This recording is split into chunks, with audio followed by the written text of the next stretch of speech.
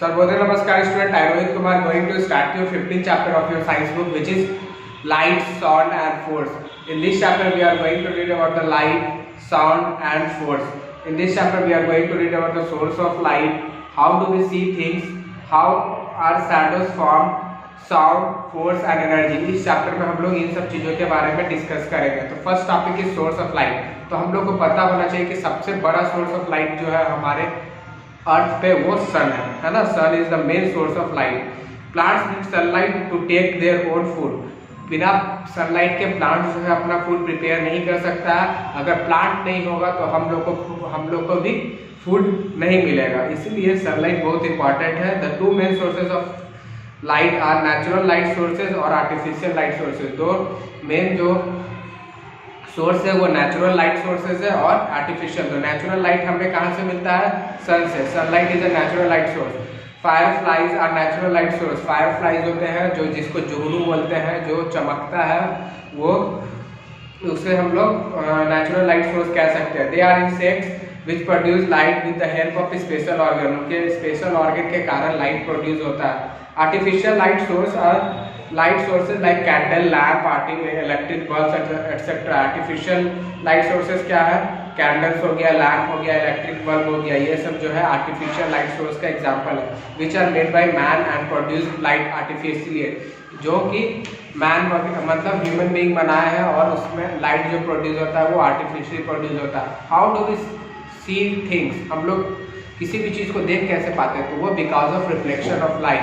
किसी भी चीज़ पे लाइट बाउंस करता है तब हम लोग देख पाते हैं।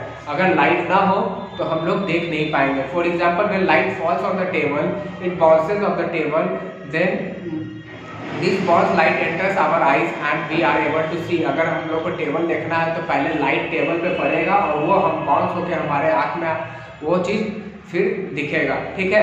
The bouncing back of light when it falls on the object is called reflection of light. और यही बाउंसिंग ऑफ लाइट जो होता है किसी भी ऑब्जेक्ट से टकरा के हमारे आप को दिखता है, इसी बाउंसिंग ऑफ लाइट को हम लोग रिफ्लेक्शन ऑफ लाइट बोलते हैं। Now how are shadow form? Shadow कैसे फॉर्म होता है? तो शैडो जो है वो हमेशा लाइट के अपोजिट, लाइट और ऑब्जेक्ट के जिधर लाइट है और बीच में ऑब्जेक्ट है तो ऑब्जेक्ट के अपोजिट, लाइट के अपोजिट डायरेक्शन में शैडो फॉर्म होता है। मतलब अगर हम यहाँ पे खड़ा है, अगर मेरे सामने पे अगर हमको लाइट मिल रहा है तो हमारे पीछे जो है वो हमारा शैडो बनेगा। शैडो का मतलब होता है परछाई। ठीक है। और ये लाइट के पोजीशन पे डिपेंड करता है। अगर लाइट हमारे सर पे होगा तो हमारे बॉडी पे, अगर इस साइड अगर लाइट होगा तो सामने बनेगा। ठीक है। Other object like a wooden covered wall, our hands are twice books do not allow light pass through them. वो बहुत सारे ऑब्जेक्ट है जो अपने से पास नहीं होने देते हैं लाइट को।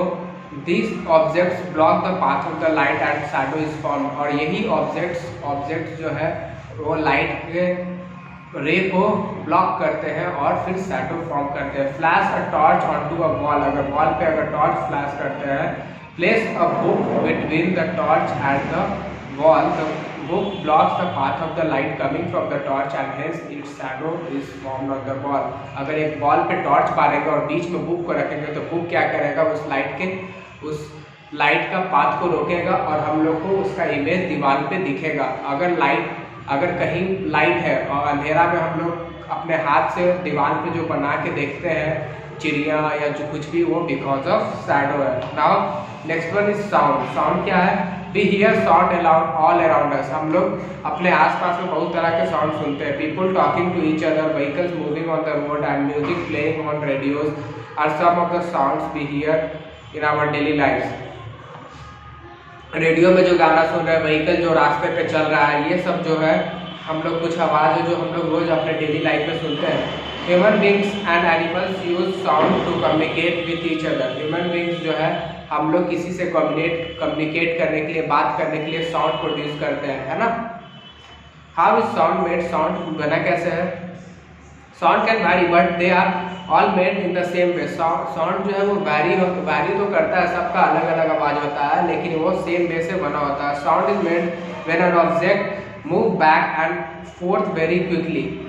This back and fourth movement is called vibration.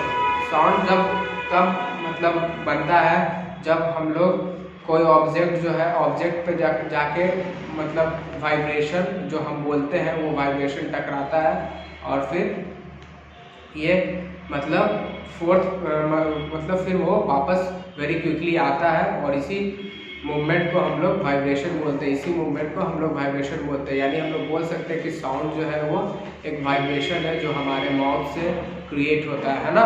For example when an object vibrate the air around the object also begins to vibrate. जब हम लोग को पता है एग्जाम्पल में अगर कोई ऑब्जेक्ट वाइब्रेट करता है तो वहाँ पे जो एयर जो होता है वो खुद से वाइब्रेट करना पड़ता था। Air vibration reach our ears और उसी वो एयर वाइब्रेशन जो है हम लोग को सुनाई देता है। अगर हम कुछ बोलते हैं तो वो एयर के मीडियम से ही हम लोग को सुनाई देता है, ठीक है। And we hear the sound और हम लोग उस साउंड को सुनते हैं। when we plug the string of guitar the string vibrate। जब हम लोग गिटार के स्ट्रिंग को प्लग करते हैं तो स्ट्रिंग वाइब्रेट करता है। Air surrounding the guitar string also vibrate and we hear the sound of the guitar playing और फिर हम लोग को गिटार का आवाज़ सुनाई पड़ता है। We can not always see vibration but can feel them. हम लोग कभी भी वाइब्रेशन को देख नहीं सकते लेकिन हम लोग उसको फील करते हैं।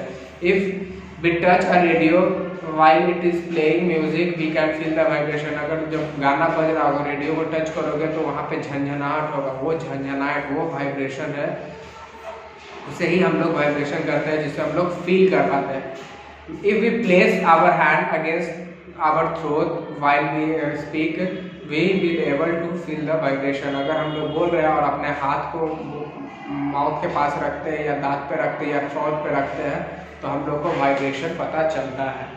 Now pleasant and unpleasant sound. Pleasant और अनप्लीजेंट साउंड कैसा होता है तो जाहिर सी बात है प्लीजेंट का मतलब जो ऐसा साउंड जिसको हम लोग को सुनने में अच्छा लगे, मतलब धीमा और एक ऑडिबल साउंड बोल सकते हैं। अगर ऑडिबल साउंड से ज़्यादा साउंड रहेगा मतलब ऊपर का साउंड रहेगा तो वो अनप्लीजेंट होगा। जो सुनने में अच्छा लगे प्लीजिंग लगे उसे हम लोग प्लीजेंट साउंड बोलते हैं। और कभी लाउड म्यूजिक स्पीकर पे जोर जोर से बजाता है और उससे हमें अनबस आता है और हमको मतलब कुरहन लगता है और अच्छा नहीं लगता है वो साउंड, तो हम लोग उसको और बोल सकते हैं उसको हम लोग अनप्लीजेंट साउंड बोलते हैं। जो गाना ड्रिलिंग मशीन जो साउंड ड्रिलिंग मशीन से प्रोड्यूस होता है, लाउड फायर क्रैकर से प्रोड्यूस होता है, ये सब नॉइज पोल्यूशन बढ़ाता है जिसे हम लोग अनप्लीजेंट साउंड कहते हैं। नाउ द फोर्स क्या है? द पुश और pull of any object is called force. हम लोग किसी भी चीज़ को ऐसे करके पुश कर रहे हैं पुल कर रहे हैं तो वहाँ पे क्या कर रहे हैं हम लोग फोर्स लगा रहे हैं, है ना। तो सिंपल डिफिनेशन है द पुल और push which is needed to make things move is called force. किस पुश और पुल जो कि किसी भी ऑब्जेक्ट को मूव करने में हेल्प करे उसे हम लोग फोर्स कहते हैं। The amount of force needed to move an object will depend on how heavy और लाइट द ऑब्जेक्ट इज। कितना हैवी ऑब्जेक्ट है और कितना लाइट ऑब्जेक्ट है उसी पे हमारा फोर्स डिपेंड करता है। अगर हल्का सामान है तो तुरंत ऐसे कर ले, भारी सामान है तो बहुत ज़्यादा ताकत लगाना पड़ता है ना। तो वो जो ताकत लगा के किसी भी चीज़ को पुश कर रहे हैं वही मैकेनिज्म फोर्स है। Force can be use to move an object और स्टॉप और slow down its movement. Force जो है वो किसी भी ऑब्जेक्ट को मूव करने में किसी भी ऑब्जेक्ट को रोकने में यूज़ किया जाता है। It can also be use to change the shape और साइज ऑफ एन ऑब्जेक्ट। और ये ऑब्जेक्ट का शेप और साइज मतलब चेंज करने में भी हेल्प करता है। Now next one is energy. Energy क्या है? An object moves only when it pushed और पुल्ड। एक ऑब्जेक्ट तभी मूव कर सकता है जब उसे पुश और पुल किया जाए, तो that is when a force is applied to do it. और ये कब होता है? जब हम लोग फोर्स अप्लाई करते हैं। तो जब फोर्स अप्लाई करते हैं यानी हम अपने बॉडी से कुछ एनर्जी खर्च करते हैं, यानी अपने बॉडी से कुछ एनर्जी करते हैं। व्हेन वी पुल और push an object we do some work. हम लोग वहाँ पे कुछ वर्क करते हैं। We need energy to push और पुल द ऑब्जेक्ट और टू डू एनी वर्क। हम लोग को एनर्जी का जरूरत होता है किसी भी चीज़ को पुश और पुल करने के लिए। Energy is the ability to apply force. अगर और हम लोग सिंपली बोल सकते हैं कि एनर्जी वो एबिलिटी है जिससे हम लोग फोर्स लगाते हैं। Where does this energy comes from? ये एनर्जी आता कहाँ है? Our body gets energy from the food that we eat. और हमारा बॉडी को एनर्जी वहाँ से मिलता है जहाँ पे जो हम लोग खाना खाते हैं। खाना खाने से हमारे बॉडी को एनर्जी मिलता है, इसीलिए हम लोग को वेरियस टाइप्स ऑफ फूड्स को खाते रहना चाहिए। There are many different source of energy. A moving car get its energy from petrol. अलग अलग सोर्स ऑफ एनर्जी है, जैसे कि अगर कार जो हम लोग देखते हैं ऑन रोड वो उसको एनर्जी पेट्रोल से मिलता है, हम लोग को एनर्जी फूड से मिलता है। Electrical appliance like fans, bulbs, television get the energy from electricity, electricity से electrical fans, electrical appliance, bulbs, ये सबको एनर्जी मिलता है। Growing plants get their energy from the sun, growing plants को एनर्जी सन से मिलता है। Battery operated toys get their energy from battery, battery operated toys जो होता है वो अपना एनर्जी बैटरी से पाते हैं। Now the chapter is ended. Now Sarvodaya namaskar to all of you. The book is ended. Read the chapter properly. Thank you so much.